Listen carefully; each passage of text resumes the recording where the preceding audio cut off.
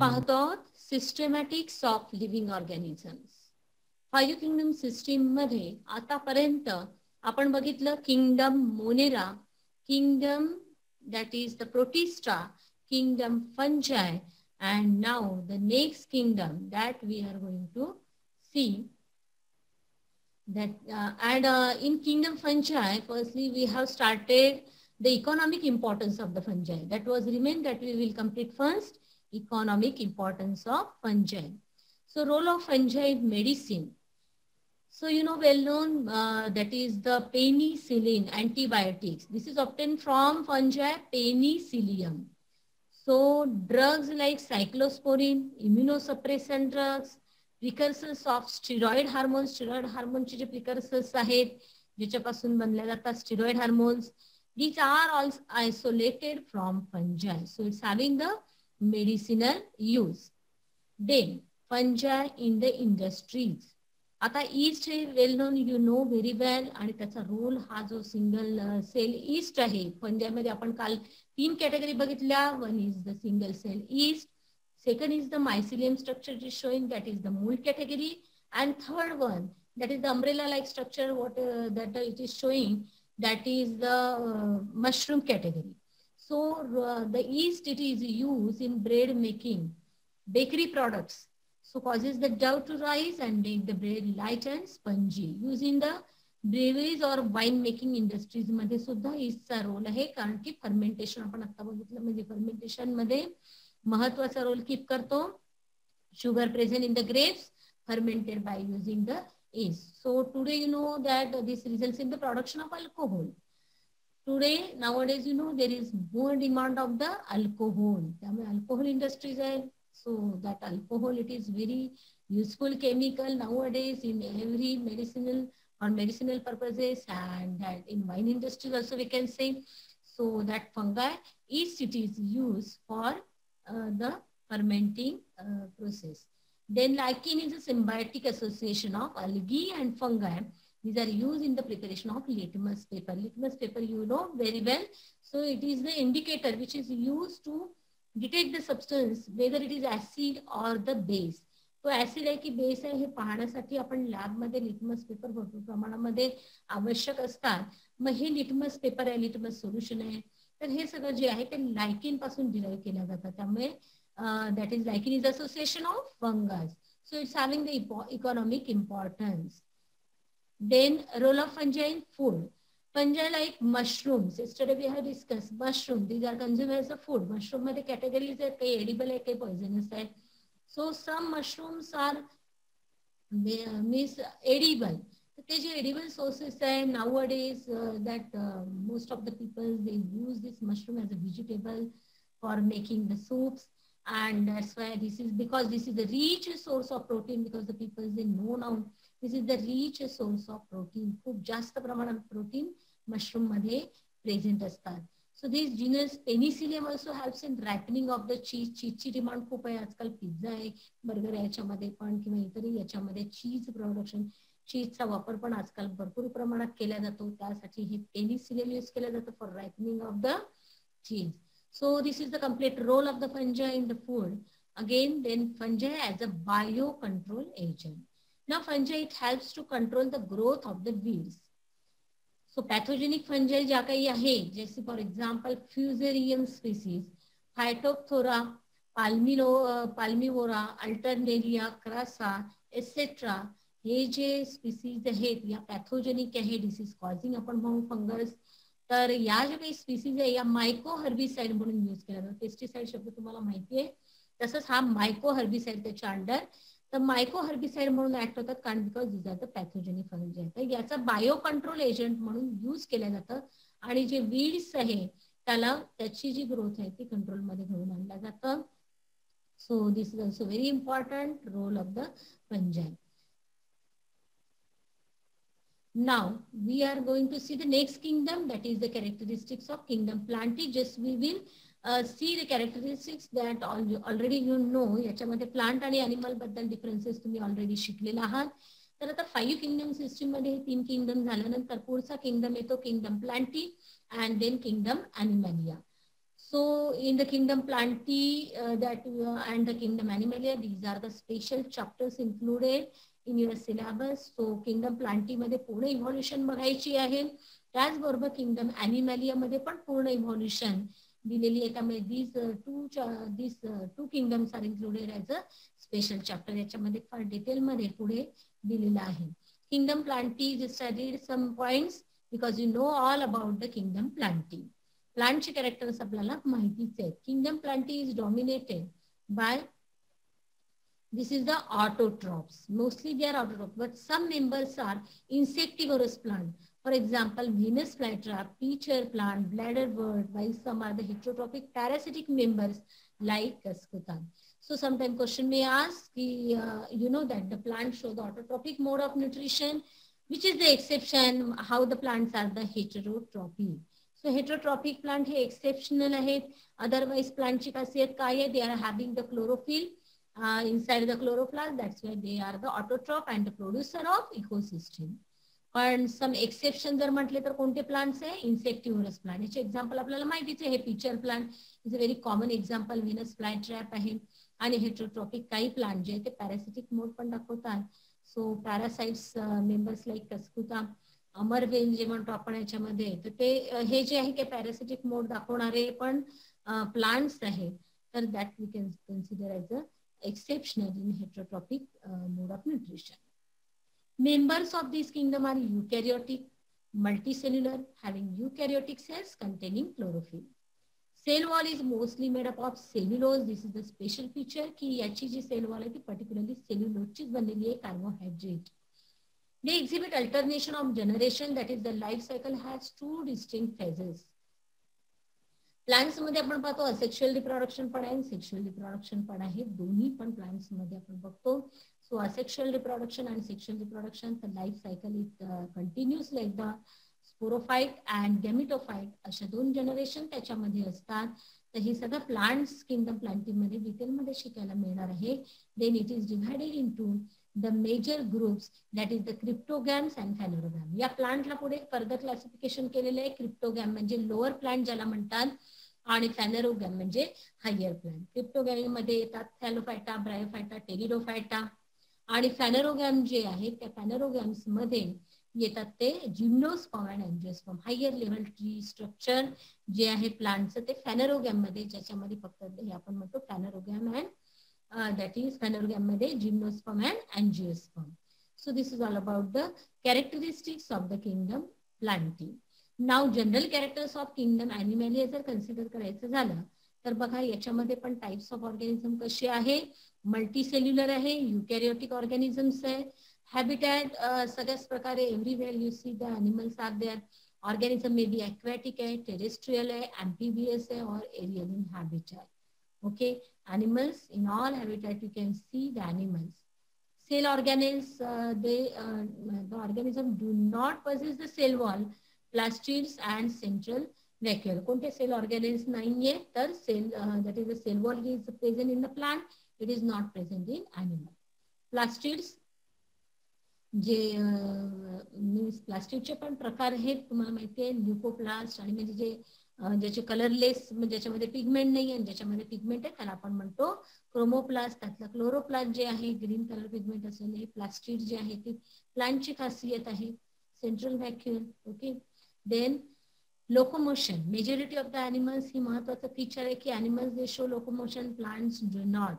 तर लोकोमोशन आणि मुवमेंट मध्ये फरक आहे. मुवमेंट कशा आहे, plants also show the movement. Movement is the specific feature of living organism, but locomotion from one place to another place, that's showing the locomotion. So majority of the animals are motile. Motile means making the movement. However, few like sponges are the sedentary. हे सगळं आपण पुढे पाहणार आहे. ते R attach. सेडेंटरीचा अर्थ होतो की ते अटॅच टू द सबस्ट्रॅटम. एखाद्या कुठल्या रॉकला वगैरे खडकाला असं पकडून धरून राहतात त्याला म्हणतात sedentary.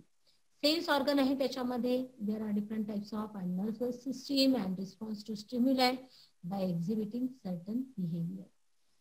Various sense organs are present in the animal. Reproduction ji ahe sexual, mostly reproduce sexually by producing these gametes, and asexual reproduction in the lower animal, sexual reproduction. Then nutrition, heterotrophic totally आणि mostly होलोझोइक जिथे आणि sometimes parasitic. तर काही त्यातले दाखवू शकतात. Mostly होलोझोइक म्हणजे जिथे डायजेस्टिव्ह सिस्टीम कम्प्लिटली डेव्हलप झालेली आहे तिथे हे आहे. Then growth is determinate follow the definite pattern. Animals मध्ये ग्रोथ कशा पद्धतीने होते that you know very well. ते सिंपल काही ठळक पॉइंट्स आहे ज्याच्याद्वारे आपण किंगडम अॅनिमल्सचे फीचर्स इथे जस्ट डिस्कस केले. पण यानंतर किंगडम अॅनिमॅलिया हा डिटेलमध्ये आपल्याला पुढे बघायचा आहे. This is very important phylum. It is included kingdom Animalia. This kingdom it is included and under that so many phyla are there. हे सगळं आपण पुढच्या एका चॅप्टर मध्ये बघणार आहोत. So now the next part. इथे 5 किंगडम सिस्टीम मधले हे 5ही किंगडम्स इन्क्लूड झाले. Kingdom that is the Monera पासून जी स्टार्ट केली आपण under Prokaryota kingdom Monera. Then kingdom Protista पाहिले त्याच्यामध्ये सगळे युनिसेल्युलर ऑर्गॅनिझम्स आहेत. त्यानंतर kingdom fungi also has given the special place. Kingdom fungi मध्ये पण आपण बघितलं की फंजाय मध्ये सॉरी कितीतरी प्रकारच्या व्हरायटीज आपण बघितल्या की किंगडम फंजाय मध्ये किती व्हरायटीज आहेत आणि त्याचा रोल पण काय आहे. त्याचबरोबर त्याची क्लासिफिकेशन किंगडम फंजाय मध्ये पण बघितलेलं आहे. त्यानंतर हा जो किंगडम प्लांटिंग आणि अॅनिमल हे सगळे डोमेन युकॅरियोटाच्या अंडर येणार आहे. हे 4 किंगडम आणि प्रोकॅरियोटाच्या अंडर येणारा 1 किंगडम मोनेरा. तर इथे ही 5 किंगडम सिस्टीम R.H. व्हिटेकरनी पुट केलेली आहे. Put fourth by the R.H. Whittaker. So we have discussed before the viruses is a factor. It is not included in the 5 kingdom system. तर 5 kingdom system मध्ये त्याला place दिल्या गेलेली नाहीये because it is not a cellular material. So here question it is C. We are going to see now about the viruses. आता viruses बद्दल व्यवस्थित बघा की मग viruses ला 5 kingdom system मध्ये include केल्या गेले नाही. 5 kingdom system is a exact description of all living organism. ते एक प्रॉपर डिस्क्रिप्शन आहे लिव्हिंग ऑर्गॅनिझमचं की सगळं लिव्हिंग ऑर्गॅनिझमला आपण 5 किंगडम सिस्टीम मध्ये पूर्णपणे स्टडी करू शकतो. R.H. व्हिटेकरनी पुट केलेली ही 5 किंगडम सिस्टीम अतिशय इम्पॉर्टंट आणि very easily you can catch the complete living word at a glance. सगळ्या प्रकारचे लिव्हिंग वर्ड तुम्ही इझिली लक्षात घेऊ शकता 5 किंगडम सिस्टीमच्या माध्यमातून. आता त्यामध्ये सगळ्या प्रकारची जी डायव्हर्सिटी आहे त्याला पण त्यांनी बरोबर सॉर्टिंग करून 5 किंगडम सिस्टीम मांडलेली आहे. पण मग व्हायरसेस हा एक फॅक्टर जो राहतो शिल्लक तो व्हायरसेस त्याच्यामध्ये इन्क्लूड केला गेलेला नाहीये. तर व्हायरसेस म्हणजे नेमकं काय.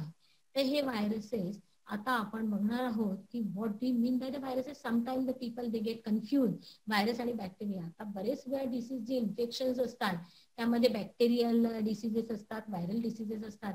But the people mostly they get confuse about the viruses and bacteria. Viruses bacteria बद्दल बरंच काही कन्फ्युजन आहे. So viruses is totally different. Bacteria is totally different. हे मायक्रोस्कोपिक ऑर्गॅनिझम्स आहेत. These are the pathogen. पण नेमका त्याच्यामध्ये काय फरक आहे तो आज आपण पाहणार आहोत. Now just have a focus on viruses. Why are viruses causes the infectious nucleoprotein असा क्वेश्चन विचारलेला आहे सिम्पली की न्यूक्लिओप्रोटीन का म्हटलं गेलेलं आहे viruses.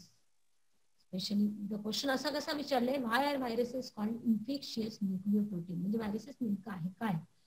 Viruses are a cellular highly infectious and ultra microscopic. Simple even bacteria वगैरे ज्या मायक्रोस्कोप खाली पाहतो त्याच्या खाली आपल्याला व्हायरसेस दिसणार नाही. Viruses is a very very tiny particle.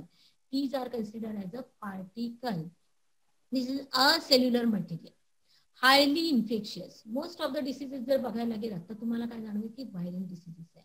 आणि सो मेनी डेंजरस डिसीजेस आजही आपण पाहतो. एड्स सारखा भयानक डिसीज आहे cause by HIV virus. Swine flu आहे it is cause by virus. So the swine flu वगैरे पण याच्यावर आता कुठे ट्रीटमेंट त्याच्यावर निघाल्यात. पण this was the very fatal disease. Deadly diseases आपण त्याला म्हणून. तर असे भयंकर जे डिसीजेस आहेत ते व्हायरल डिसीजेस आहेत. Sometimes so that's why people getting confuse about the bacteria and the viruses. Viruses are not a cellular material. Viruses ही एक सेल नाही. आता सेल हा एक बेसिक फंडामेंटल युनिट म्हणतो आपण लिव्हिंग ऑर्गॅनिझमचा. Living organism is made up of cell. मग व्हायरसेसला लिव्हिंग ऑर्गॅनिझम म्हणायचं की नाही म्हणायचं. Viruses causing infection. बाकीचे जे बॅक्टेरिया वगैरे इतर जे जर्म्स आहे आतमध्ये जसे मल्टिप्लाय होतात व्हायरसेस पण मल्टिप्लाय होतो. व्हायरसेसला लिव्हिंग ऑर्गॅनिझम म्हणायचं की नाही म्हणायचं. व्हायरसला सेल नाहीये. Virus is not a cellular structure, it is a simple particle. Then what is this controversy ही पहिले होती की याला लिव्हिंग ऑर्गॅनिझम समजायचं की नाही समजायचं. तर it is not a living organism आणि म्हणून विटेकरने त्याला स्पेशल प्लेस दिलेली नाहीये. Viruses is totally non living material. पण ते नॉन लिव्हिंग केव्हा आहे, जेव्हा आउटसाइड आहे आणि ज्या वेळेला एखाद्या लिव्हिंग ऑर्गॅनिझम मध्ये ते एंटर होतो हा पार्टिकल, त्यावेळेला तो लिव्हिंग म्हणून कन्सिडर केला जातो. कारण लिव्हिंग ऑर्गॅनिझम सारखं काय आहे त्याच्यामध्ये सेल नाही आहे, त्याच्यामध्ये इतर ऑर्गॅनेल्स नाहीये, मग त्याच्यामध्ये आहे काय? So this viruses have the nucleoproteins. So why this inside the body it acts as a living organism? Because it has the nucleoproteins. So viruses see the points acellular means not having the same. Highly infectious and ultra microscopic. Microscopic change, ultra microscopic. Viruses possess their own genetic material in the form of either DNA or RNA. either शब्द वापरलेला आहे म्हणजे काय, but never both, दोघेही सोबत असणार नाही. जसं जनरल सेल मध्ये आपण पाहतो डीएनए बरोबर आरएनए असणं गरजेचंच आहे. तर डीएनए असेल आरएनए पण असणार आहे, कारण डीएनए वरचाच कोड रीड करतो आरएनए. त्यामुळे डीएनए आरएनए दोन्ही सोबत असतात. पण व्हायरसेस मध्ये आयदर आहे, तर ते व्हायरसेस मध्ये डीएनए असतील, काही व्हायरसेस मध्ये आरएनए प्रेझेंट आहे. The genetic material in viruses is covered bye. मग हे जे जेनेटिक मटेरियल मध्ये आपण आपल्या सेलमध्ये पाहतो की न्यूक्लियस आहे, न्यूक्लियसच्या भोवती मेम्ब्रेन आहे, त्याच्याही नंतर सायटोप्लाझम आणि सेल मेम्ब्रेन आहे. इथे तसं नाही. तर व्हायरसेस मध्ये काय आहे, फक्त डीएनए आणि किंवा आरएनए व्हायरस असेल एक जेनेटिक मटेरियल आहे आणि त्याच्या भोवती प्रोटीन कोट आहे सिंपल, ज्याला की म्हटलं गेलेलं आहे कॅप्सिड. पुढे स्ट्रक्चर आपण पाहणार आहोत व्हायरसचं डायग्रामॅटिकली. तर व्हायरस म्हणजे काय आहे येतं लक्षात, जसं आपल्या याच्या जेनेटिक मटेरियलच्या भोवती न्यूक्लियस आणि बाहेर पुन्हा सायटोप्लाझमच्या भोवती सेल मेम्ब्रेन. तर इथे तसं काहीही नाहीये. इथे फक्त जे डीएनए किंवा आरएनए आहे त्याच्या भोवती एक प्रोटीन कोट असणार आहे, ज्याला की म्हटलं गेलेलं आहे capsid and hence called as the nucleoprotein. म्हणजे डीएनएच्या भोवती काय आहे, प्रोटीनचा कोट, म्हणून आपण त्याला म्हणतो न्यूक्लिओप्रोटीन. आता हे इन्फेक्शियस का आहे? they do not show any activity outside the body of the host. host म्हणजे ज्याच्या बॉडीमध्ये एंटर होणार तो. बाहेर एन्व्हायरमेंट मध्ये कुठलीही ऍक्टिव्हिटी दाखवत नाही, जो की तो पार्टिकल फॉर्म मध्ये आहे. But once enter their specific host cell start multiplying within the living host cell. पण हे जे पार्टिकल म्हणजे जो डीएनए हा महत्वाचं जेनेटिक मटेरियल असते, याचं रिप्लिकेशन होते, म्हणजे ते नंबर ऑफ कॉपीज फॉर्म करतात, त्याच्यापासूनच प्रोटीन बनवतात, त्याच्यापासूनच पॉइझन बनवतात. तर जे काही आहे हे जे व्हायरसेस आहे ज्या वेळेला आपल्या बॉडीमध्ये एंटर होतात तेव्हा आपल्या सेल मधनं, मागे मी तुम्हाला सांगितलं की रायबोझोम हे इम्पॉर्टंट ऑर्गॅनेल आहे, ज्याला प्रोटीन सिंथेसायझिंग मशीन म्हणतात, ज्या मशीनवर खूप मोठ्या प्रमाणावर प्रोटीन्स तयार होतात. रायबोझोम आपल्या सेल मधली एक प्रकारची मशिनरी आहे. अँड दिस मेटाबॉलिक मशिनरी, त्याला आपण म्हणू viruses lack their own metabolic machinery. अजून एक पॉइंट आहे पहा, viruses lack their own metabolic machinery. He metabolic machinery म्हणजे रायबोझोम. ही जी मशीन आहे, जसं एखाद्या फॅक्टरीमध्ये पाहतो की कसा तो माल बनवतात, कसे प्रॉडक्ट बनवले जातात, तर आपल्या शरीरामध्ये पण तसंच होतं की जी रायबोझोम आहे त्या रायबोझोमवर प्रोटीनचं सिंथेसिस होते आणि त्या रायबोझोमवर जे प्रोटीन्स तयार होत असतात. तर ही रायबोझोम या व्हायरसेस मध्ये कुठल्याच प्रकारचं ऑर्गेनेल नाही. मग जेव्हा आपल्या सेलमध्ये ते एंटर होतं तेव्हा आपल्या सेलची ही मशीन यूज करतो आणि स्वतःचं प्रोडक्शन करून घेतो. So they make use of cellular machinery that is the ribosome for synthesis of protein during their reproduction and therefore cause severe infection. आणि मग त्याचे जे काही बॉडी पार्ट्स आहे प्रोटीन, कारण व्हायरसेस कशाने बनलेले आहे, हे प्रोटीन कोट. आतमध्ये ते झाल्यानंतर हे वेगवेगळे सेपरेशन होऊन जातं. प्रोटीन कोट एकीकडे, जेनेटिक मटेरियल एकीकडे, पण डीएनए महत्वाचा फॅक्टर आहे. मग त्याच्यापासूनच प्रोटीन बनत असतात डीएनए पासून. तर तो काय करतो, रायबोझोम आपल्या बॉडीतल्या जे सेल आहे त्यातला रायबोझोम यूज करतो आणि स्वतःचे प्रोटीन बनवतो आणि त्याच्या भोवतीचे प्रोटीन कोट, त्यामुळे खूप मोठ्या प्रमाणावर मल्टिप्लिकेशन घडवून आणतो. And that's why this is called as the infectious nucleoprotein. आता व्हायरसेसची संख्या आतमध्ये जर आपल्या सेलमध्ये वाढायला लागली तर naturally it causes the infection म्हणून कशा पद्धतीने हे न्यूक्लिओप्रोटीन इन्फेक्शन कॉज करते इथे तुमच्या लक्षात आलेलं आहे. तर व्हायरसेस ज्या वेळेला बॉडीमध्ये एंटर होतात तेव्हा आपल्या सेलमधला रायबोझोमला युटिलाइज करतात ऍज अ मशीन म्हणून आणि स्वतःच्या डीएनए पासून कितीतरी मोठ्या प्रमाणावर प्रोटीन्स बनवतात, स्वतःची संख्या वाढवतात आणि number of viruses multiply inside the body of the host. Naturally it causes the infection. So that's why nucleoprotein म्हणजे काय तुम्हाला लक्षात आलंय. सिंपल व्हायरसेस म्हणजे having the genetic material DNA किंवा आरएनए आणि त्याच्या भोवती जे आहे तो प्रोटीन ग्रुप. तर त्या डीएनएच्या द्वारे तो त्याचं प्रोडक्शन घडवून आणत असतो. Then next, depending upon the host viruses are classified into 3 types. आता या व्हायरसेसचे पण प्रकार आहेत, कारण व्हायरल डिसीजेस हे फक्त काही ह्युमन बिंगच्याच बाबतीत आहे अशातला भाग नाहीये. तर व्हायरल डिसीजेस हे प्लांट्स मध्ये पण होतात, अॅनिमल्स मध्ये पण होतात, तर इव्हन बॅक्टेरिया मध्ये सुद्धा. आता हे दोन्ही मायक्रोस्कोपिक जरी असले तरी बॅक्टेरिया मध्ये सुद्धा व्हायरस कशा पद्धतीने इन्फेक्ट करतो ते पण आपण पाहणार आणि त्याचा काय टर्म आहे तेही बघणार आहोत. तर प्लांट्स मध्ये पण डिसीजेस वेगवेगळ्या पद्धतीने आपण पाहतो की हे सगळे मायक्रो ऑर्गॅनिझम जे आहेत ते प्लांट्स मध्ये पण डिसीज कॉज करतात आणि अॅनिमल्स मध्ये पण. तर प्लांट मध्ये हा जो व्हायरस डिसीज कॉज करतो तो कशा पद्धतीने, generally they are rod shape और सिलेंड्रिकल विथ हेलिकल सिमेट्री. इथे एक एक्झाम्पल दाखवलेलं आहे, याच्यामध्ये tobacco mosaic virus. So majority of the plant viruses have RNA. Majority of plant viruses have RNA as their genetic material. Plant viruses मध्ये specially जे genetic material असते त्याला आपण म्हणतो RNA.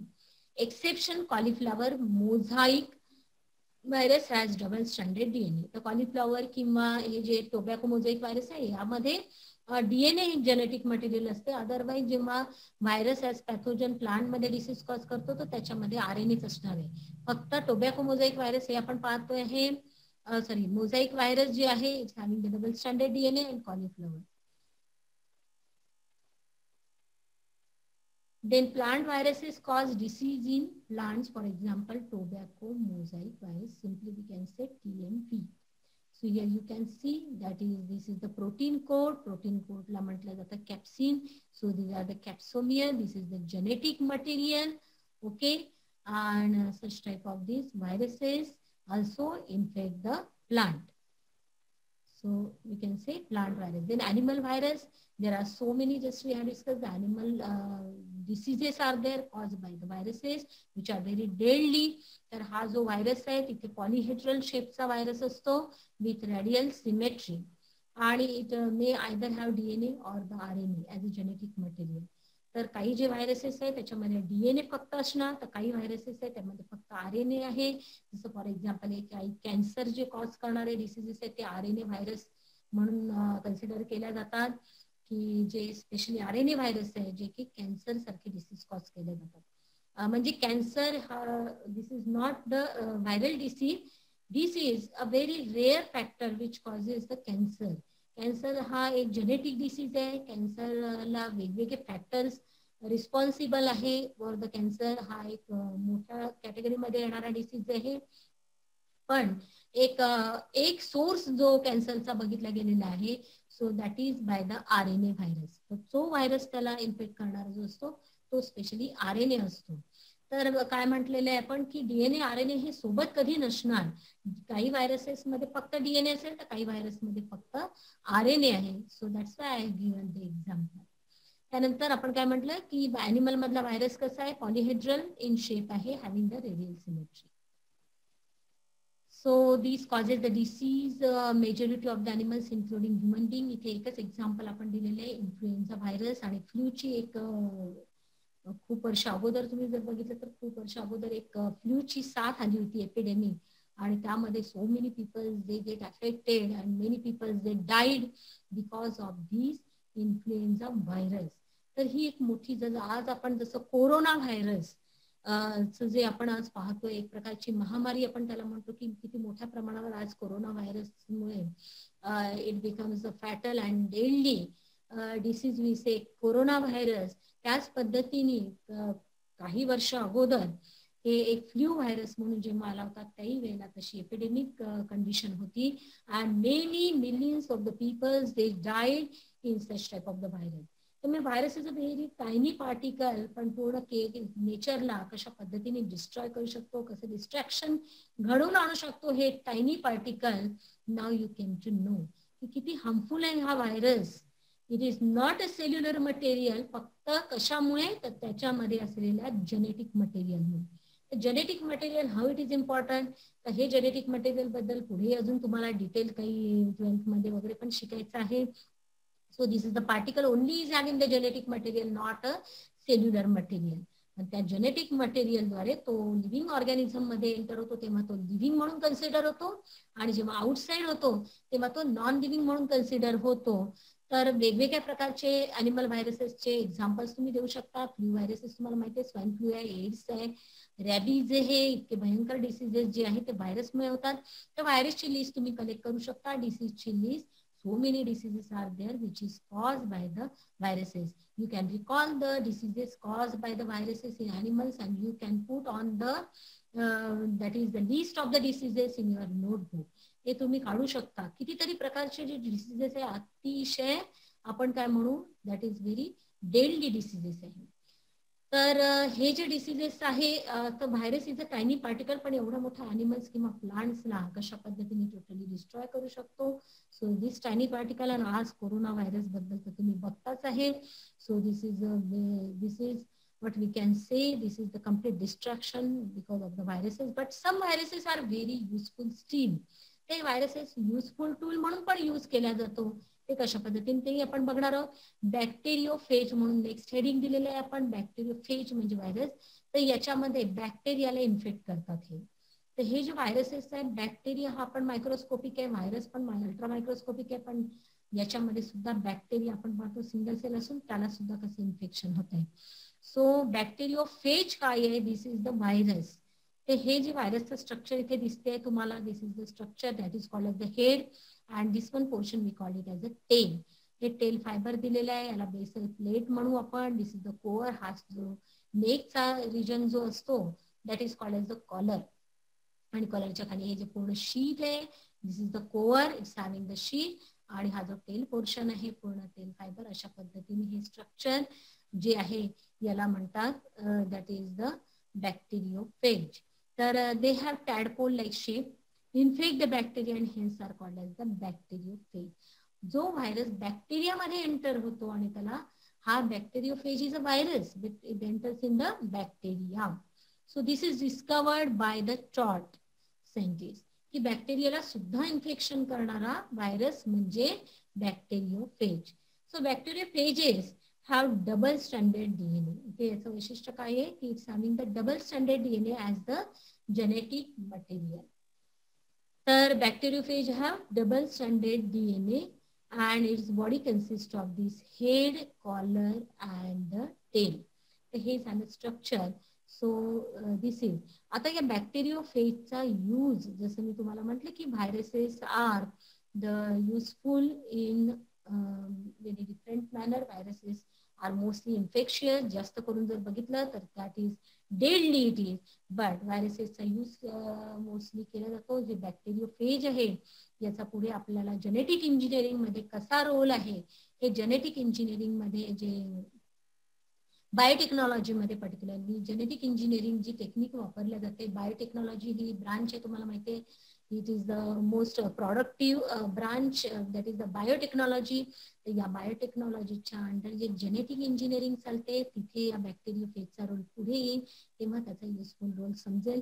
आता सध्या हे RDNA टेक्नॉलॉजी वगैरे हे सध्या तुम्हाला लक्षात येणार नाही. त्यावेळेला आपण शिकू, त्यावेळेला याचा युजफुल रोल आपण बघणार आहोत. Then viroids, viruses and viroids. What are these viroids? काय आहे हे व्हायरॉइड्स? व्हायरॉइड्स ही एक स्पेशल टर्म आहे आणि कोणी फाइंड आउट केली. सो दॅट दिस इज हे सगळं आपण बघणार आहोत. So this is discovered bye Theodore diner. These scientists, viroids are the plant pathogens. जे स्पेशल काही विशिष्ट प्लांट मध्ये फाइंड आउट झाले ॲज अ पॅथोजन ते व्हायरॉइड्स म्हणून कन्सिडर केले गेलेले. First discovered and name by Theodore diner. हे व्हायरॉइड काय आहे? Very small single stranded circular RNA. These are single stranded circular RNA molecules which are without a protein coat. इथे protein coat नाही. हे अतिशय टायनी आहे. These are very small single stranded circular RNA without protein coat. तर पहिला जो व्हायरॉइड find out केला गेला थिओडोडायनाद्वारे तो आहे PSTV म्हणजे पोटॅटो मध्ये पोटॅटो स्पिंडल ट्यूबर व्हायरॉइड म्हणून पुढे आला which causes a disease in potato was firstly discovered व्हायरॉइड. हा जो पहिला जो व्हायरस आहे हा कसा आहे सिंगल स्ट्रँडेड सर्क्युलर RNA अतिशय टायनी मधले टायनी त्याला म्हटलं गेलेलं आहे व्हायरॉइड. तर दिस इज फर्स्ट व्हायरॉइड कुठे फाइंड आउट झाला पोटॅटो मध्ये पोटॅटो स्पिंडल ट्यूबर व्हायरॉइड म्हणून PSTV हे एक ॲब्रिव्हिएशन आपण यूज करतो PSTV potato spindle tuber viroid. And this viroid firstly discovered आणि फाइंड आउट झालं की it is made up of 359 nucleotides and as such कारण आपण काय म्हटलं की व्हायरसेस काय आहे फक्त न्यूक्लिओ प्रोटीन आहे. Viruses are nucleo protein.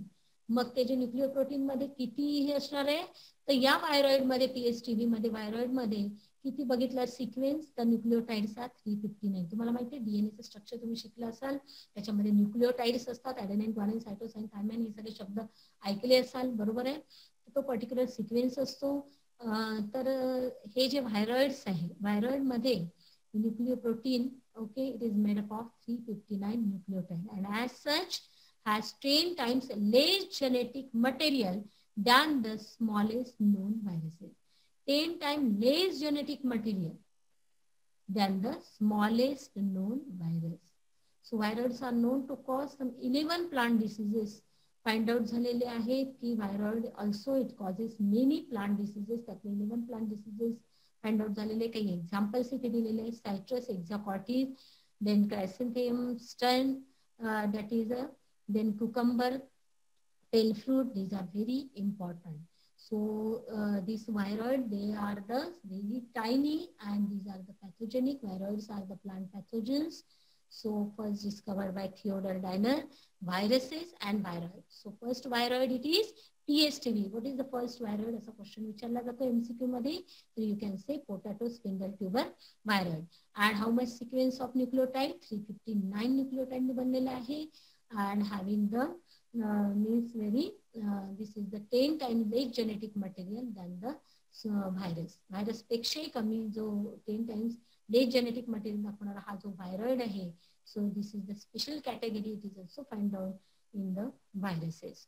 So we have seen the 5 kingdom systems and the special about the viruses. Now the lichen बद्दल आपण अगोदर बघितलेले आहे. Just we will discuss about once again the points of the lichen.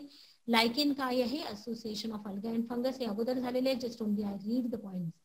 So it is best example of symbiosis or mutualism. Symbiosis plus mutualism पण म्हटलं जातं जिथे की दोन्ही पार्टनर हे बेनिफिट होतात अल्गी आणि फंगस. अल्गी काय देते फूड देते तर फंगस प्रोटेक्शन आणि शेल्टर देतो. Then they are found in extreme environment like snow-clad poles. Extreme environment मध्ये सुद्धा lichens find out होतात.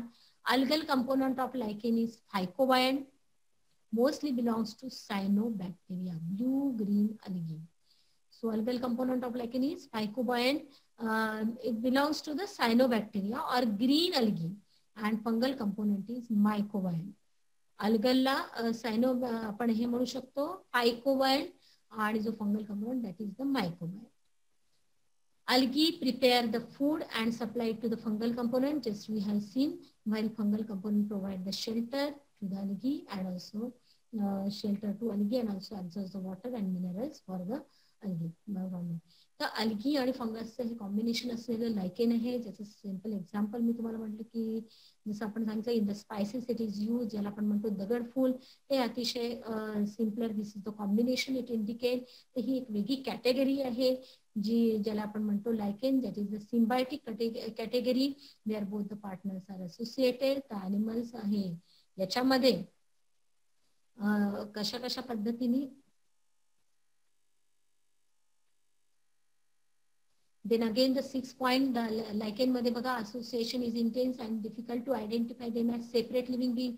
ते एकमेकांमध्ये इतके मिक्स असतात, अलगी आणि फंगल हे कंपोजिशन आहे आणि ते एकमेकांमध्ये इतके आहे की we cannot separate the algal or the fungal material. They are very sensitive to pollution. लायकेनचा पोल्युशन मध्ये पण अतिशय इम्पॉर्टंट रोल मानला गेलेला आहे. So not found in the polluted area, pollution कमी करण्यामध्ये पण they are use as the pollution indicator म्हणून त्याला कन्सिडर केलं जातं लायकेनला. These are the pollution indicator, play important role in soil formation by using specific acid production. So lichen also play important role in soil formation by using specific acid production. विशिष्ट acid form करून soil formation मध्ये पण role keep करतो. Pollution indicator म्हणून पण त्या लायकेनचा use आहे. Spices मध्ये जर म्हटलं तर त्याचा पण स्पायसेस मध्ये लायकेनचा यूज आहे. So this is all about the 5 kingdom system. तर इथे आपण कम्प्लिटली बघितलेली आहे की 5 किंगडम सिस्टीम काय आहे. तर 5 किंगडम सिस्टीम मध्ये complete living world we have studied and along with that हे जे व्हायरसेस आहे, whether it may be cellular or not, तर याचेही डिस्क्रिप्शन आता तुम्हाला मिळालेले आहे की जेव्हा viruses is a very tiny particle not having any cellular material. तर व्हायरसेस मध्ये फक्त काय आहे, जेनेटिक मटेरियल आहे आणि त्याद्वारे तो सेल मध्ये मल्टिप्लाय होऊ शकतो. त्यामुळे जेव्हा बॉडीमध्ये एंटर होईल तेव्हा तो काय म्हणतो आपण त्याला, बॉडीमध्ये ज्या वेळेला एंटर होईल तेव्हा तो लिव्हिंग म्हणून कन्सिडर होईल. पण एन्व्हायरमेंट मध्ये जेव्हा आउटसाइड असेल तेव्हा तो कुठलाही इफेक्ट दाखवत नाही. It is very deadly. पण जेव्हा एन्व्हायरमेंट मध्ये असेल तेव्हा तो कुठलाही डेडली इफेक्ट दाखवू शकत नाही. त्यामुळे व्हायरसेसला क्रिस्टलाइज केलं जाऊ शकतं आणि व्हायरसेसला नॉन लिव्हिंग मटेरियल असल्यामुळे त्याचं क्रिस्टलायझेशन होते आणि क्रिस्टलायझेशन होते म्हणून लॅबमध्ये अशा प्रकारच्या व्हायरसेसला हे केलं जाऊ शकतं, क्रिस्टलाइज केल्या जाऊ शकतो आणि म्हणून त्याचा व्हेरी इम्पॉर्टंट रोल आहे जेनेटिक इंजिनिअरिंग मध्ये, जो मग अशा आपण पॉईंट बघितला की आपण नेक्स्ट पुढे डिस्कस करणारच आहोत. तर जेनेटिक इंजिनिअरिंग मध्ये हे जे व्हायरल मटेरियलचा कशा पद्धतीने यूज करून त्याचा वेगवेगळे जे प्रॉडक्ट आहे ते फॉर्म करण्यासाठी कशा पद्धतीने व्हायरसेस आर ऑल्सो युजफुल. त्या नॉन लिव्हिंग जे प्रॉपर्टी आहे व्हायरसेसची त्याचा यूज करून आणि त्याच्यामध्ये असलेल्या डीएनएचा स्पेशली यूज करून या व्हायरसेसला युजफुल ऍप्लिकेशन दिल्या गेलेला आहे जेनेटिक इंजिनिअरिंग मध्ये. So this is very important fact about the viruses. So this is all about the 5 kingdom system. And याच्यामध्ये एक गोष्ट अजून लक्षात घ्या की सुरुवातीचा जो पार्ट आहे क्लासिफिकेशनचा, आर्टिफिशियल आणि नॅचरल क्लासिफिकेशन ऑफ सिस्टीम, सिस्टमॅटिक्स मधला जो काही सुरुवातीचा एक लॅडोग्राफ वगैरे डीएनए बारकोडिंग, तो पार्ट सिलेबस मधून कट करण्यात आलेला आहे. त्यामुळे ओनली 5 किंगडम सिस्टीमला या चॅप्टर मध्ये वेटेज दिला गेलेला आहे. And here we have completed whatever the parts included in the syllabus. बराचसा पोर्शन तुमचा या कोरोना व्हायरस आता आपण पाहतोय या कंडिशन्स मध्ये कट केलेला आहे सिलेबस. त्यामुळे त्या जो सिलेबस रिमूव्ह केलेला आहे त्यातला सुरुवातीचा पार्ट रिमूव्ह केला गेलेला आहे या चॅप्टरचा. तर या चॅप्टर मधली 5 किंगडम सिस्टीम अतिशय इम्पॉर्टंट आहे. यातला किंगडम ॲनिमॅलिया हा पुढे डिटेलमध्ये तुम्हाला स्टडीला आहेच. त्याचबरोबर हा चॅप्टर इथे संपलेला आहे.